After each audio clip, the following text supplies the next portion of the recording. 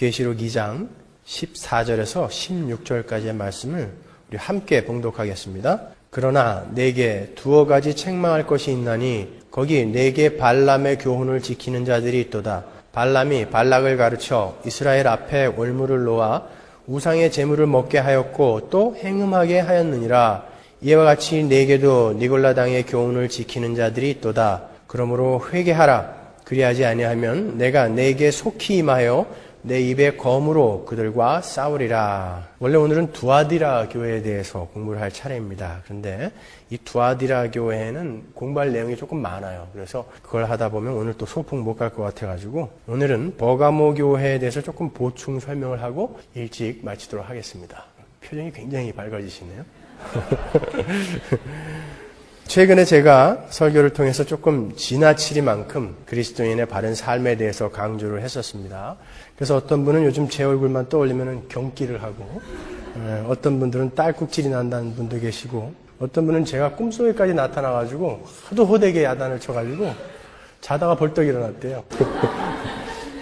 지난주에는 어떤 우리 청년들이 스승의 날이라고 또 초콜릿하고 뭐 편지를 써갖고 왔는데 편지 내용이 전부 호되게 혼내실 때는 너무 무섭지만 전부 그렇게 썼어요. 호되게 혼낼 땐 너무 무섭지만 제가 이렇게 악역을 맡고 있습니다.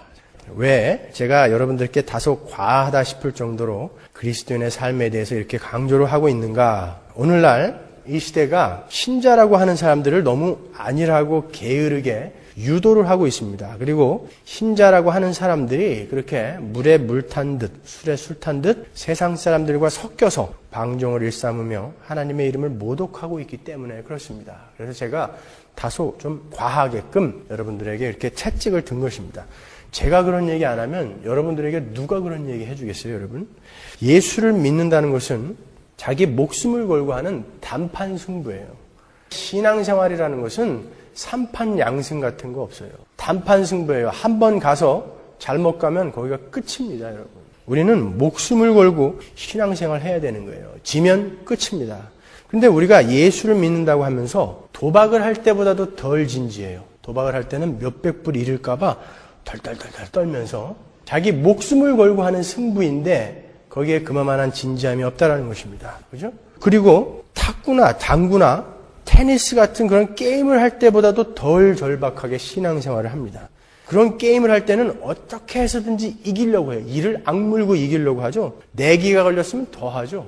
그런데 신앙생활에서는 그런 모습들을 찾아보기가 힘들다는 것이죠. 제가 알고 있고 느끼는 그런 영적 전투의 현장은 너무나 무섭고 살벌합니다.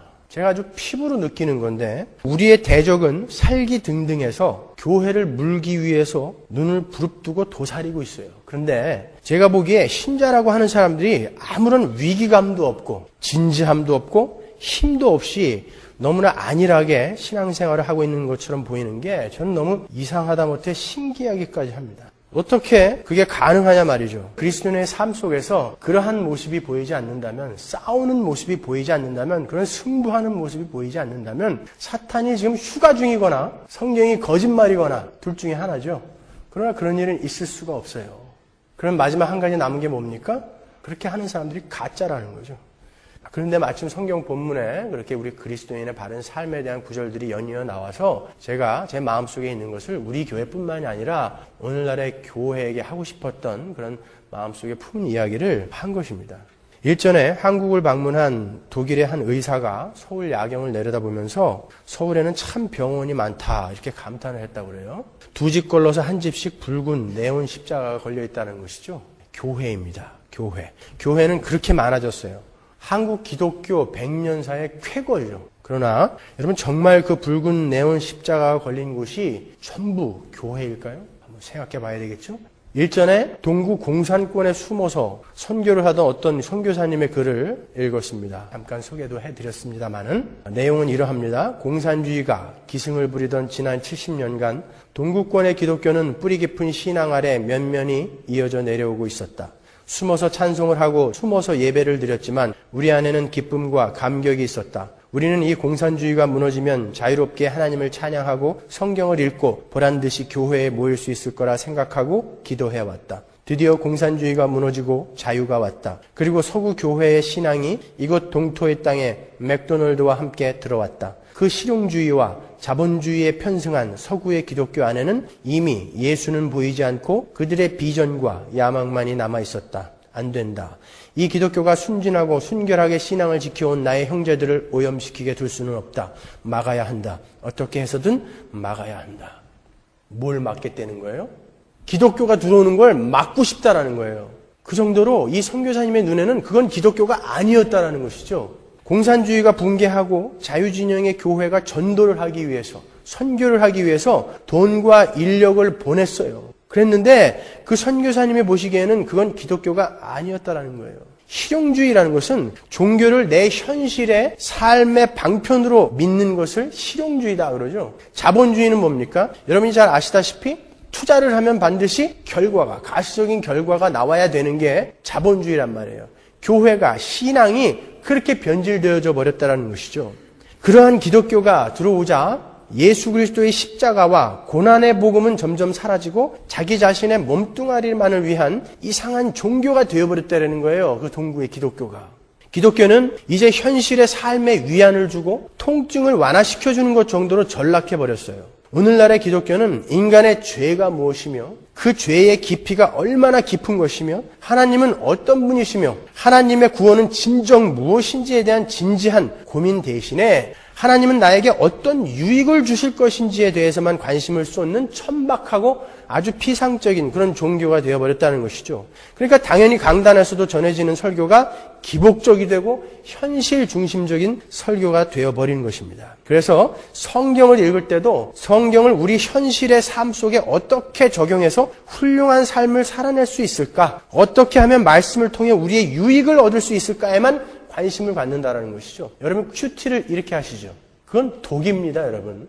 한번 생각해 보세요. 정말 우리가 성경에서 그런 것을 배워야 하는 것이라면 얼마든지 그 방면으로 더 뛰어난 책들이 많이 있어요. 이렇게 성경은 윤리 서적이나 경제학, 경영학 책들 중에 한 종류가 되어버린 것입니다. 정말 여러분이 그거 몰라서 그렇게 못 사는 겁니까? 여러분은 국민학교 1학년 때부터 도덕책, 윤리책에서도 수없이 들었던 얘기예요. 그런 이야기들은. 몰라서 못하는 거 아니잖아요. 알매도 불구하고 왜 내 삶 속에서는 그런 것이 나올 수 없을까를 찾아내는 게 그리고 회개하는 게 기독교란 말이에요. 여러분은 성경을 통해서 나는 어떻게 살아야 할 것인가를 배우는 게 아니란 말이에요. 여러분이 큐티를 그렇게 하고 계시다면 여러분은 성경을 지금 사사로이 풀고 계시는 거예요. 성경을 사사로이 푸는 자들은 저주를 받을지어다 그런단 말이죠. 그러니까 여러분은 성경을 읽고도 지옥 갈 수 있다는 거예요. 그 선교사님은 그러한 천박한 기독교가 순수한 십자가와 고난의 복음으로 세워진 동구권에 이대로 밀고 들어와서는 안 된다고 온몸으로 막아서고 계셨습니다. 그러나 실용주의와 자본주의에 젖은 서구의 교회들은 순결한 십자가의 신앙을 여지없이 퇴색시켜버렸습니다. 여러분이 보시면 알잖아요. 왜 교회라고 자처하는 사람들이 교회를 지원하기 위해서 갔는데 왜 교회가 죽어갑니까? 사탄은 이제 전략을 바꾼 것입니다. 예전에는 때리고 죽이고 핍박해서 기독교를 박해했지만 이제 사탄은 근사하고 그럴듯한 모조품, 유사품을 가짜들을 만들어내고 있는 거예요. 제가 서구의 기독교를 싸잡아서 다 가짜라고 그렇게 매도하는 건 아니에요, 여러분. 지금부터 잘 들어보세요. 사탄이 어떻게 교회 시대 전체를 통해서 우리를 미혹해 왔으며 지금은 어떻게 우리를 미혹하고 있는지 간략하게 한번 오늘 짚어보자고요. 여러분도 아시다시피 복음은 불변하는 진리입니다. 그러죠? 복음이 시대에 따라 내용이 변한다면 그건 복음이 아니죠. 복음은 영원 불변하는 진리인 것입니다. 시대에 따라 상황에 따라 달라지는 그런 복음은 없습니다. 그렇죠? 그러나 그 복음이 시대에 따라 상황에 따라 인간의 손을 거치면서 훼손되어지고 왜곡되어진 것을 우리는 역사를 통해서 볼 수가 있어요. 사탄은 항상 인간의 죄된 본성을 이용해서 복음을 훼손시키고 왜곡시켜버립니다. 어떻게 복음을 공격하는가? 사탄은 매 시대마다 그 시대를 대표하는 시대 정신이라는 것을 만든다고요. 모더니즘이라든지 포스트 모더니즘이라든지 계몽주의, 민주주의, 산업사회, 종교다원주의, 뉴에이지 이런 각 시대마다 시대를 대표하는 정신들이 있어요. 복음과 그 시대의 정신은 항상 대립하게 되어 있습니다. 왜냐하면 마귀가 세상의 이 풍속과 정신을 다스리기 때문에 그 마귀가 만들어 놓는 그러한 시대의 정신은 복음과 항상 다른 길로 가고 있단 말이에요. 복음이 그 시대 정신에 굴복을 하면 복음은 변질되고 마는 거예요. 그런데 여태까지 보면 많이 그 시대 정신에 이 복음이 굴복하여 변질되어져 가는 것을 우리가 볼 수 있다고요. 참교회는 실패하지 않죠. 그러나 많은 사람들이 그 가짜에 속아서 예수를 믿는다고 하면서 지옥으로 떨어지더라는 것입니다, 여러분. 따라서 교회는 매 시대마다 복음의 본질을 늘 새롭게 규명하고 왜곡과 오염을 계속해서 세척해내야 되는 거예요. 그럼 우리를 미혹했던 시대 정신들을 몇 가지 살펴보고 오늘날은 어떤 시대 정신이 복음을 훼손하고 있는가 한번 살펴보도록 하겠습니다. 이 내용은 왜 제가 이렇게 강하게 설교를 할 수밖에 없는가에 대한 변명이라고 하면은 제가 너무나 처참해지는 것 같고 변증이라고 하겠습니다. 변증. 제가 여러분들 앞에 변증을 해드리도록 하겠습니다. 인간이 하나님과 단절이 되고 인간은 스스로의 행복을 찾기 위해서 문명을 발전시켰고 철학과 종교와 이데올로기를 통해서 행복에 이르려고 애를 써왔다고 제가 말씀드렸어요. 그것을 우리가 지식체계, 선행체계라고 이야기했죠. 그러나 문명의 발달은 오히려 인간성의 황폐를 가져왔습니다. 그렇죠. 우리가 눈으로 봐서 알죠, 이제. 인간들은 거기에서 하나의 돌파구를 마련한 거예요. 그것이 바로 뉴 에이지 운동입니다. 뉴 에이지 운동은 서구의 철학과 종교, 동양사상, 동양철학 이런 것들이 하나로 혼합이 된 인본주의의 극치이며 범신론이에요. 이 뉴 에이지는 지금까지 이 지구상에 존재했던 모든 종교의 혼합이다라고 보면 틀리지 않습니다. 이 뉴 에이지가 궁극적으로 지향하는 것은 창세기 3장에서 뱀이 이야기한 것처럼 하나님과 같이 되는 거예요. 인간들 스스로 인간이 만들어 놓은 그런 문명을 보고 인간 자신에게 스스로 반한 거예요. 와, 우리는 대단한 존재구나. 우리도 하나님처럼 될 수 있겠구나. 이것을 지향하는 것이 뉴 에이지 무브먼트란 말이죠. 뉴 에이지는 마치 창세기의 뱀처럼 이 시대의 인간들을 유혹하는 거예요. 너희도 하나님과 같이 될 수 있어. 똑같죠? 뱀이 한 말하고 똑같잖아요. 기독교는 그 뉴에이지에 직격탄을 맞았어요. 예수를 믿는다고 하는 수많은 신학자와 교회의 지도자들이 알게 모르게 그 뉴에이지 운동의 영향을 받았습니다. 종교다원주의도 마찬가지죠. 종교다원주의도 시대를 대표하는 시대 정신입니다. 남산에 올라가는 길이 어찌 한 길뿐이겠느냐. 이태원, 한남동, 장충동, 충무로 어디로 올라가도 남산은 올라갈 수 있다. 왜 기독교만 유일한 길이라고 주장하냐? 아니다라는 것이죠. 그러나 우리는 사도행전 4장 12절의 말씀을 진리로 믿는 자들입니다. 그렇죠? 다른 이로서는 구원을 얻을 수 없나니 천하 인간의 구원을 얻을 만한 다른 이름을 우리에게 주신 일이 없음이니라 하였더라. 우리는 이것을 믿는 자들이에요. 그러나 종교다원주의는 모든 종교의 구원이 있다. 어찌 뒤뜰에서 정한수를 떠놓고 비는 그 어머니의 기도가 헛되다고 할 수 있는가? 굉장히 포용력 있는 그런 사상 같죠? 아주 인기 있는 그런 시대 정신이 되고 말았습니다. 많은 복음주의 교회들까지 이 매력 있는 시대 정신을 수용하고 있어요. 그리고 지금도 많은 지식인들과 종교인들이 1년에 몇 차례씩 모여서 서로 손에 손을 잡고 고집불통인 개혁주의를 비난하고 있단 말이죠. 로만 캐톨릭은 이미 오래전에 종교다원주의를 받아들였습니다. 캐톨릭은 그것을 보편주의라고 부드러운 이름을 붙여놓았지만 그것은 다분히 악마적인 가르침입니다, 여러분. 우리의 복음을 훼손하는 또 하나의 시대 정신은 포스트 모더니즘이에요. 포스트 모더니즘이라는 것은 포스트, 애프터라는 말이죠. 모더니즘 시대 이후. 그것을 포스트 모더니즘이라고 이란단 말이죠. 모더니즘은 어떤 시대 사조였습니까? 모더니즘. 17세기까지만 해도 종교가 타락을 하고 왜곡되어지기는 했지만 그래도 그들은 종교로 모든 것을 설명하고 성경을 숭상했었다고요. 그러나 18세기를 지나면서 인간의 이성이 발달하고 과학기술이 발달하자 이제 그 이성으로 성경을 비판하기 시작했어요. 인간들은요. 그리고 비이성적인 부분, 성경 안에 비이성적인 부분, 기적이라든지 부활이라든지 창조라든지 지옥이라든지 뭐 이렇게 우리 이성으로 이해하기 힘든 어려운 것들은 모두 성경에서 빼자 이렇게 주장을 한 경험주의, 실존주의, 이성주의 이 모든 것이 바로 모더니즘이에요. 그래서 이 모더니즘 시대에는 기독교가 아주 천박하고 무식한 종교로 홀대를 받았어요. 과학과 이성이 이렇게 발달했는데 아직도 그 기적을 믿냐? 아직도 그 성경에 말도 안 되는 것을 믿냐? 그랬단 말이죠. 지금도 그 영향 아래 있는 사람들이 많아요. 그들에게 성경을 고지곳대로 믿는 사람은 무식하고 어리석은 사람이 되었습니다. 성경은 고지곳대로 믿는 책이 아니라 그 안에 있는 교훈만 잘 건져내면 된다는 식의 가르침이 이 모더니즘 시대의 특징이에요. 자유주의 신학이 거기서 태동한 거죠. 그런데 이제 그것도 이제 점점 사그라들기 시작합니다. 그 후에 나온 것이 바로 포스트 모더니즘이란 말이에요. 이 포스트 모더니즘은 기독교를 거부하거나 부인하지는 않아요. 그렇지만 기독교도 많은 비슷한 비중을 가진 여러 종교 중에, 여러 진리 중에 하나이다. 진리로 인정은 한다. 그렇지만 그것만이 유일한 진리가 아니라 여러 많은 비슷한 진리 중에 하나이다.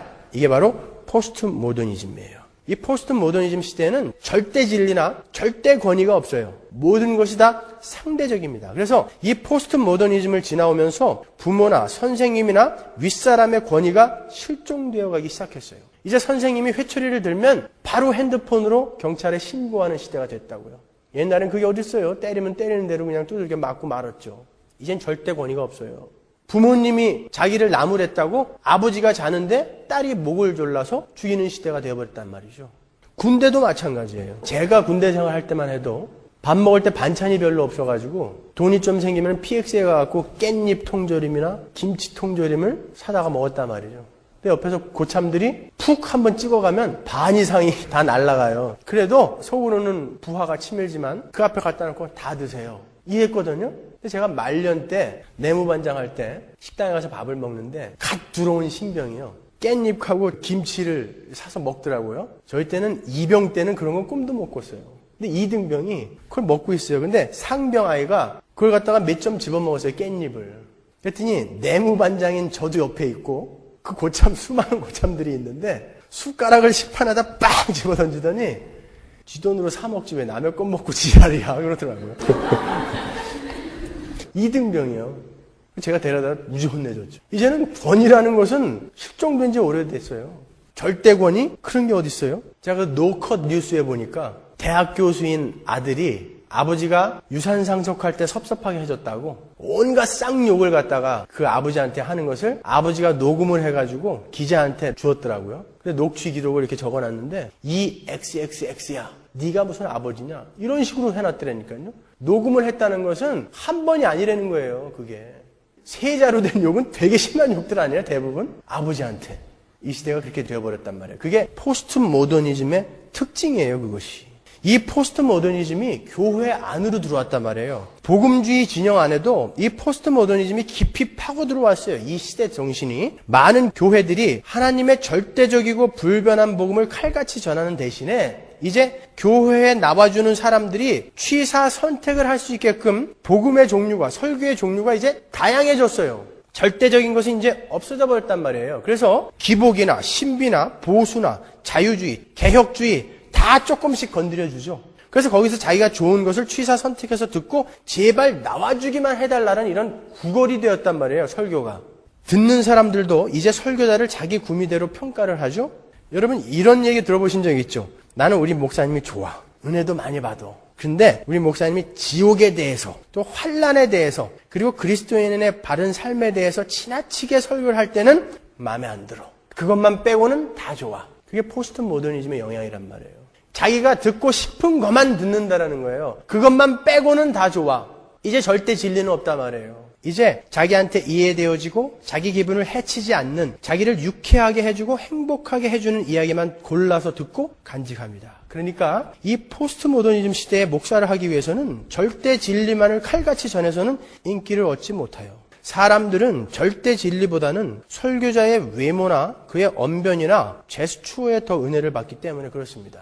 자기를 감동시켜주는 설교를 원하지 자기의 가슴을 후벼 파는 그런 진리에는 거부 반응을 일으킨다고요. 그래서 금세기의 교회들이 이렇게 대형화되고 상업화되고 있는 것입니다. 왜 사람들이 큰 교회를 선호하는지 아십니까? 왜 교회들이 대형화와 상업화를 지향하고 있는지 아세요? 교회가 커지게 되면 사람들이 거기 가서 선택할 것이 많아지기 때문에 그래요. 우리 교회는 와서 선택할 게 없어요. 그죠? 한 가지 길밖에 없으니까. 여기서는 이런 얘기 저런 얘기 했다가는 자기가 못 견디고 쫓겨나요. 그죠? 그러니까 못 오는 거예요.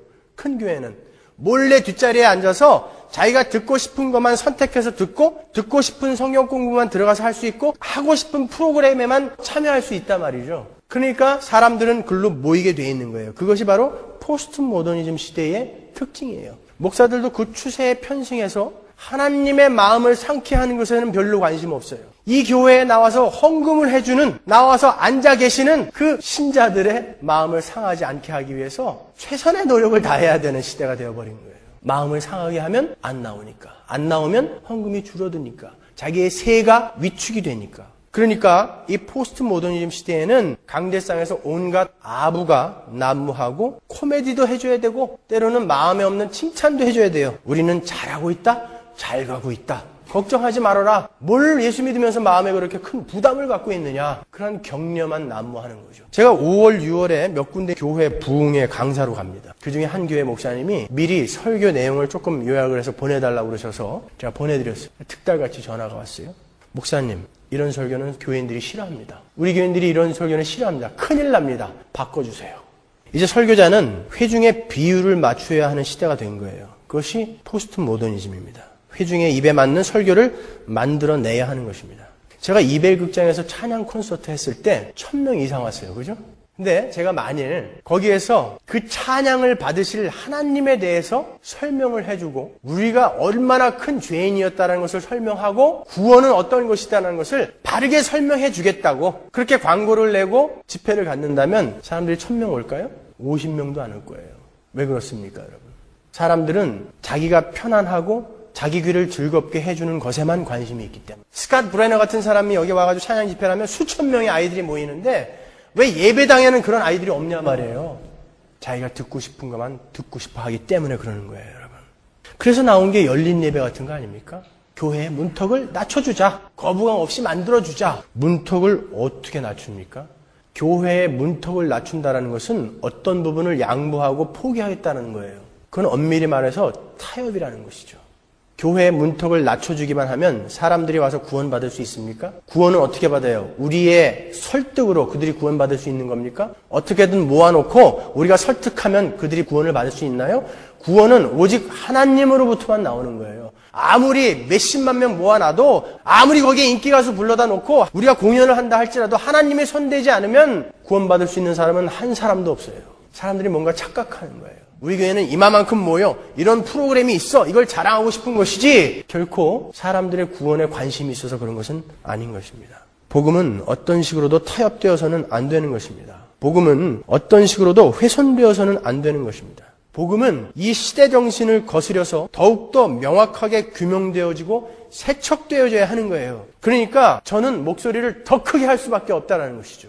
여러분이 복음을 듣고 여러분의 마음이 평안하다, 즐겁다, 기쁘다, 위로가 된다 해서 끝나면 안 되는 거예요. 여러분이 과연 진리를 들었는가를 확인하셔야 되죠. 여러분 달변의 연설을 좋아하지 마세요. 재미있는 화술에 속지 마십시오. 여러분의 가슴이 송곳으로 찔리는 것 같이 아프더라도 여러분은 진리를 사모하셔야 되는 거예요. 여러분이 달변과 그런 화려한 화술에 그런 것에 관심이 있다면 개그 콘서트를 하나 빌려다 보세요. 차라리. 왜 교회에 와서까지 그런 걸 요구하시냐 말이에요. 이렇게 포스트 모더니즘 시대는 교회의 모양을 하고 신자의 모양을 하고 있다고 해서 그들이 모두 진짜가 아니라는 거예요. 그러면 누가 진짜인지 어떻게 구별할 수 있는가? 모두 비슷비슷한 것 같은데 어떻게 구별할 수 있는가? 어떻게 우리만 진짜라고, 우리가 진짜라고 어떻게 자신 있게 선포할 수 있어요? 무엇으로 증명할 수 있습니까? 그 많은 유사품이 난무하는 이 포스트 모더니즘 시대에 그 많은 모조품이 난무하는 이 시대에 어떻게 우리가 진짜라고 선포할 수 있냐 말이에요. 한 가지. 가짜들은 자기들이 진리라고 선포하고 다니는 그 진리대로 살아낼 수가 없어요. 진짜만 그 복음대로 살아날 수 있어요. 그래서 제가 여러분들에게 강조한 거예요. 여러분들을 나무라는 게 아니라 여러분 이 시대는 이런데 우리가 진짜 맞습니까? 진짜 바로 하는 거 맞습니까? 회개하자는 거예요. 뭘로 그들과 비교해서 이 포스트 모더니즘 시대에 종교 다원주의 시대에 뭘로 그들과 비교해서 우리가 진짜라는 것을 증명해낼 수 있냔 말이에요. 우리가 많은 잘못 가고 있는 교회들을 가리켜서 손가락질을 하고 있는데 저건 아니다라고 손가락질을 하고 있는데 뭘로 그 사람들하고 비교해서 우리가 진짜다라는 것을 증명해낼 수 있냔 말이에요. 그거는 복음을 우리가 실제로 살아내는 수밖에 없다는 거예요. 근데 그 모습을 제가 못 보니까 그러니까 소리를 지르고 흥분할 수밖에 없는 거란 말이죠. 여러분을 욕하고 나무라려고 하는 게 아니라 여러분 우리 천국 가야 될 거 아닙니까? 그러니까 지금 확인합시다. 확인하고 아니면 회개합시다. 그러는 거예요. 여러분 복음이 뭡니까? 복음. 예수 믿으면 천국 간다. 그게 복음입니까? 복음이라는 것은 예수 그리스도를 주로 고백하는 거예요. 주라는 건 뭐예요? 주인이라는 뜻이죠. 예수 그리스도는 우리의 주인이시라는 뜻이에요. 예수 그리스도를 주로 고백하고 시인하는 거. 그게 복음이란 말이에요. 로마서 10장 9절에 보면 내가 만일 내 입으로 예수를 주로 시인하며 또 하나님께서 그를 죽은 자 가운데서 살리신 것을 내 마음에 믿으면 구원을 얻으리니 그런단 말이죠. 복음은 예수가 나의 주인이시라는 것을 입으로 삶으로 시인하는 거예요. 예수가 나의 주인이시라는 것은 예수가 시키는 것을 나는 의무적으로 수행하겠습니다 라는 고백이란 말이죠. 그게 주인과 종의 관계 아닙니까? 많은 사람들이 예수님을 그리스도로 인정은 해요. 구원자, 메시아라고 인정은 하는데 그분이 주라는 것을 인정하지 않는단 말이에요. 삶으로. 분명히 베드로는 그의 설교에서 하나님이 예수 그리스도를 우리의 주와 그리스도로 만드셨다 그러잖아요. 주와 그리스도로 만드셨는데 왜 우리는 그리스도는 인정해요? 날 구원해 주셨어. 고마워. 감사해. 근데 왜 주인으로 인정하는 삶은 안 나오냐 말이에요. 반더발은 그것을 가리켜서 반쪽짜리 복음이라고 그랬고 존 메가더 목사님은 반쪽짜리 복음은 복음이 아니다 그랬단 말이에요. 그러니까 우리의 삶 속에서 예수를 주로 시인하고 살아내지 않는 사람은 다 가짜다 그러는 거예요. 여러분 하나님은 우리의 조력자, 헬퍼가 아닙니다. 하나님은 우리 삶의 주인이라고요. 우리는 그분에게서 낳고 그분의 손 아래에서 지금 살아가고 있고 그분께로 돌아갈 거예요. 그것을 인정하는 것이 주님, 하나님은 나의 주님이십니다. 우리 예수님은 나의 주님이십니다. 라는 고백 아닙니까? 그것은 반드시 우리의 삶 속에서 나와야 하는 거예요. 우리는 그분의 뜻대로 살아야 합니다. 주인이 시키는 것을 기쁘게 수행해 나가야 하는 것입니다. 때로 그분이 다 달라 그러면 다 드려야 되는 거예요. 목숨까지도 다 드려야 하는 것이 그리스도인인 것입니다, 여러분. 그럼에도 불구하고 왜곡되고 훼손된 그런 반쪽짜리 복음에 머문다면 그게 바로 발람의 교훈이며 니골라당의 교훈인 거예요. 그들을 가리켜서 지난주에 우리가 살펴봤지만 예수님이 뭐라고 그럽니까? 회개해라. 안 하면 좌우의 날선검을 갖고 내가 너희들에게 목을 치러 내려갈 것이다 그러잖아요. 심판당할 거란 말이에요. 그러면요. 많은 기독교인들이 입으로는 예수를 주라 시인하면서도 실제 삶의 모든 영역에서는 모더니즘과 포스트 모더니즘의 산물을 즐기고 있습니다. 예수님을 섬기면서 물질주의와 세속주의적인 혜택을 누리고 즐기고 있다는 것이죠. 하나님께서는 분명히 두 주인을 섬길 수 없다라고 명확히 말씀해 놓으셨음에도 불구하고 우리는 두 주인을 섬기고 있는 자들이 많다라는 거예요. 이 포스트 모더니즘 시대에 우리가 많은 진리를 표방한 것들과 비교해서 우리가 진짜다라고, 우리가 진짜 진리다라고 선포할 수 있는 유일한 근거는 우리가 그 진리를 몸으로 사는 것입니다. 우리가 구원을 받았을 때 동전의 양면처럼 반드시 우리에게 따라오는 것이 있죠. 마가복음 16장 15절로 가보겠습니다. 또 가라사대 너희는 온 천하에 다니며 만민에게 복음을 전파하라. 믿고 세례를 받는 사람은 구원을 얻을 것이요 믿지 않는 사람은 정죄를 받으리라. 믿는 자들에게는 이런 표적이 따르리니 곧 저희가 내 이름으로 귀신을 쫓아내며 새 방언을 말하며 뱀을 집으며 무슨 독을 마실지라도 해를 받지 아니하며 병든 사람에게 손을 얹은즉 나으리라 하시더라. 예수 그리스도께서는 승천하시면서 우리 교회에게 온 천하에 다니며 만민에게 복음을 전하라고 명령하고 하셨어요. 어떻게 온 천하에 만민에게 복음을 전할 수 있죠? 돌아다니면서 계속 복음을 이야기해야 되나요? 어떻게 온 천하에 만민에게 복음을 전할 수 있습니까? 그 복음을 몸으로 살아내면 되는 거예요. 그 이야기 하시는 거예요, 여러분. 입으로 전하는 거 중요하죠. 물론 중요합니다. 예수 그리스도를 너의 주로 영접하라. 그게 복음이잖아요. 예수 그리스도를 당신의 주로 영접하십시오. 이게 복음 전도잖아요. 그런데 예수 그리스도를 당신의 주로 영접하라고 복음을 전하는 자가 자기도 예수 그리스도가 자기의 주가 아닌데 자기도 예수 그리스도를 자기의 주인으로 삼는 삶을 살지도 않으면서 그 예수 그리스도를 당신의 주로 영접하십시오라는 복음을 전하냐 말이에요. 그러니까 이렇게 힘이 없는 거예요. 전도를 못하는 거예요. 자기 가족들에게조차도 이야기 못하는 거예요. 그렇게 못 사니까. 너나 잘 살아 이 기집애야. 그런다니까요. 말이 안 되는 거예요. 그건 복음이 뭔지도 모른다는 사람들이죠. 그거는.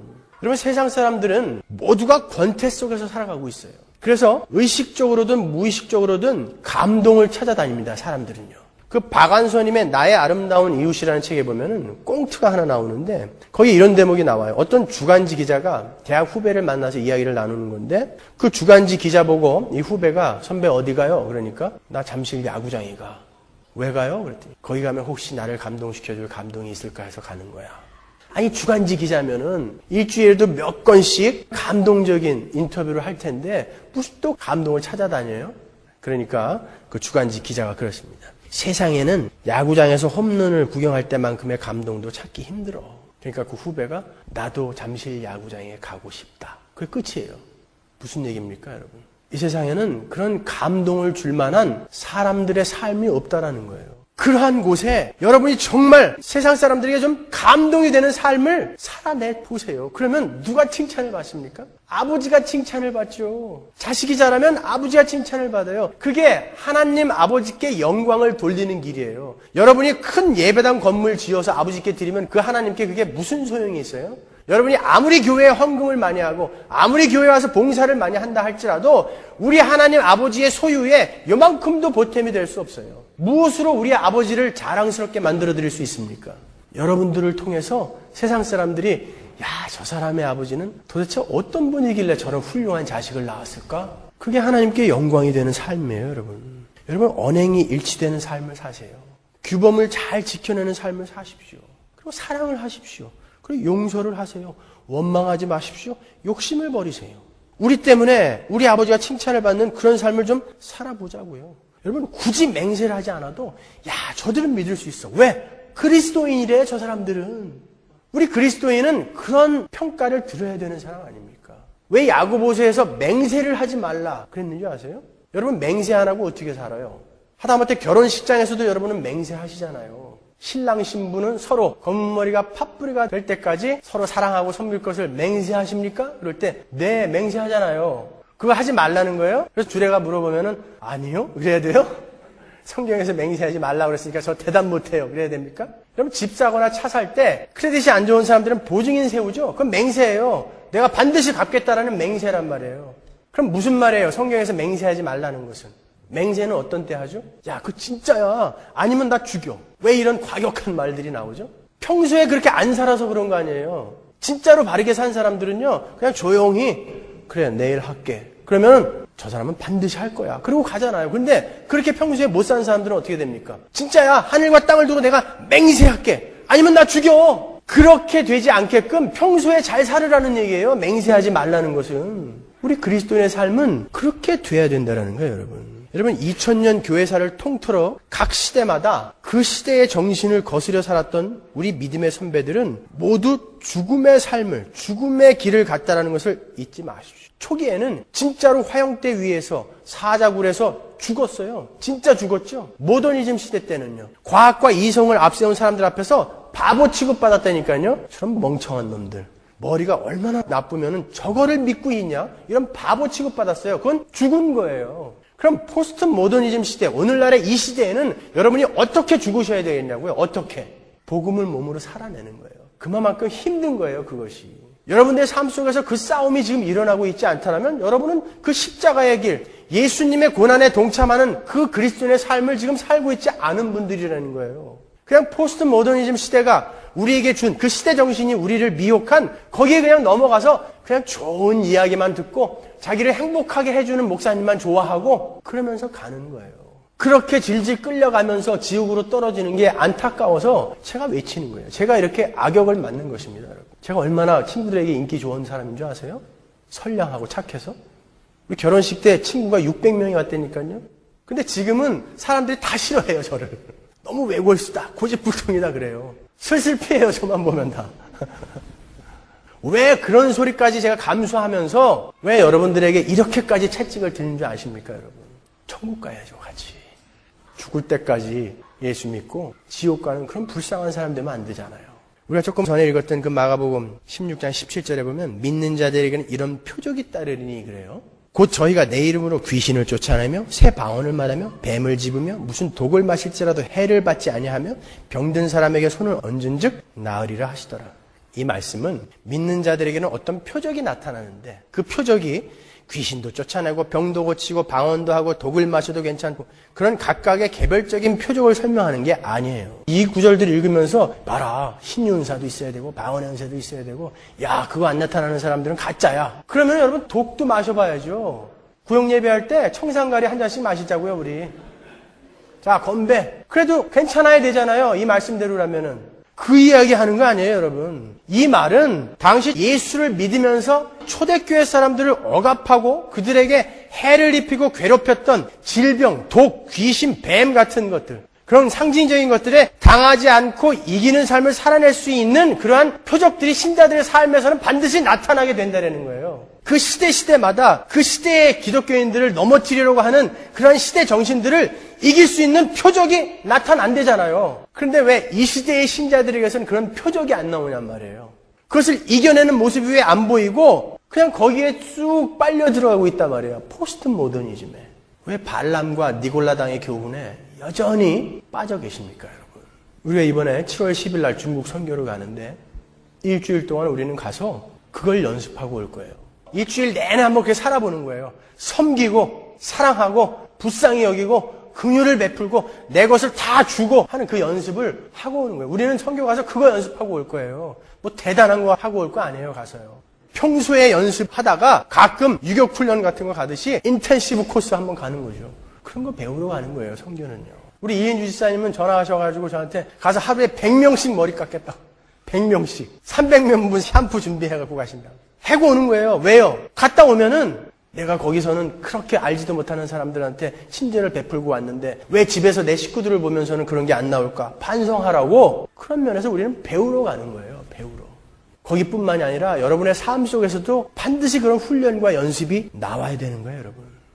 여러분, 우리는 지금 기독교 2000년 역사 중에 가장 예수를 믿기 어려운 시대에 살고 있습니다. 모더니즘 시대까지는 세상이 우리를 억압하고 파괴하려 했어요. 그것을 공격 무기로 삼았습니다. 그러나 그때는 너무나 명확하게 우리가 갈 길이 구별되어 있었어요. 카타콤에 숨어서라도 예수만 믿으면 됐어요. 칼이 날라오면 그냥 맞아 죽으면 됐어요. 근데 이제 사탄은 다른 방법을 택했다고요. 이제는 유사품이 너무 많아요. 그곳에서 진짜를 찾아서 믿어야 되는 그런 시대가 되어버렸단 말이에요. 그래서 여러분은 열심히 공부하셔야 되는 거예요. 어떤 분들은 이렇게 물으세요. 아니, 서머나교회는 예수 믿는 게 왜 이렇게 어려우냐? 그냥 믿으면 되지. 뭐 성경 공부도 그렇게 많이 해야 되고, 뭐 이렇게 많이 알아야 되고, 고민도 그렇게 많이 해야 되냐?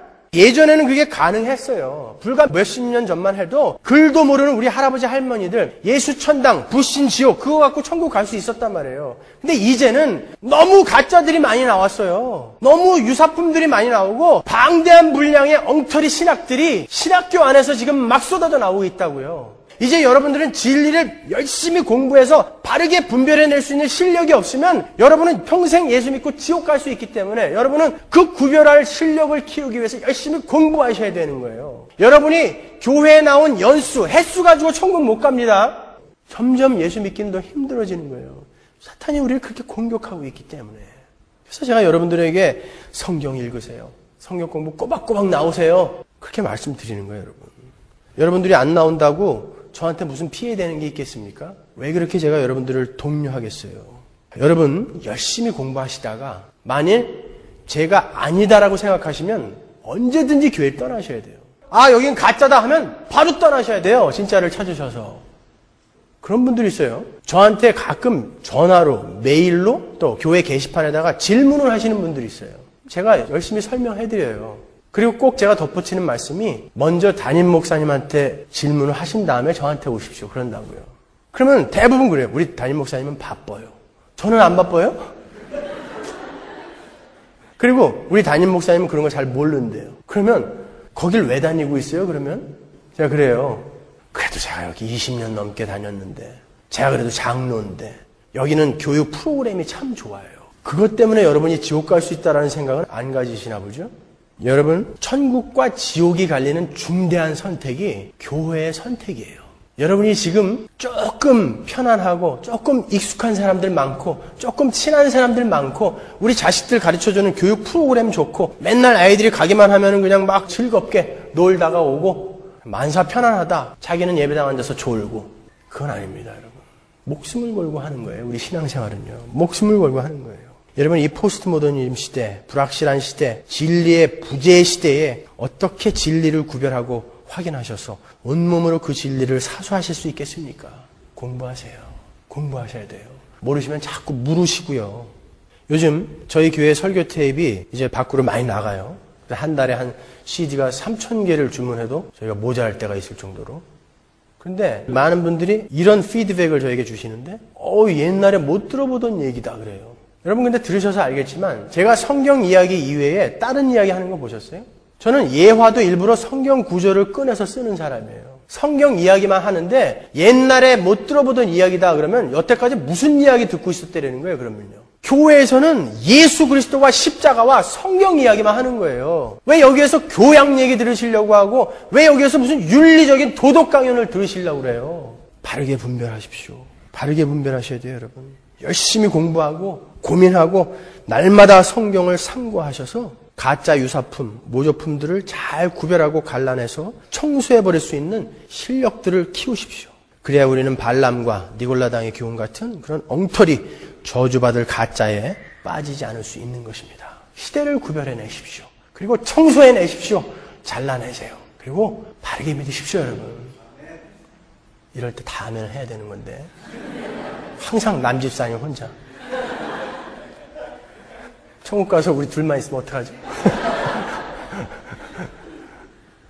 쓸데없는데 아멘 하지 말라 그랬더니 이제 아예 안 해요. 아니 여러분 바르게 분별하세요. 유명한 사람, 큰 교회 목사, 훌륭한 일 해낸 사람, 그 사람들이 하는 말이라고 다 옳다라고 제발 쫓아다니지 마시고 성경을 보시고 성경에서 어떻게 이야기하고 있는가 그것으로 여러분의 신앙을 정리해 나가십시오. 기도하겠습니다.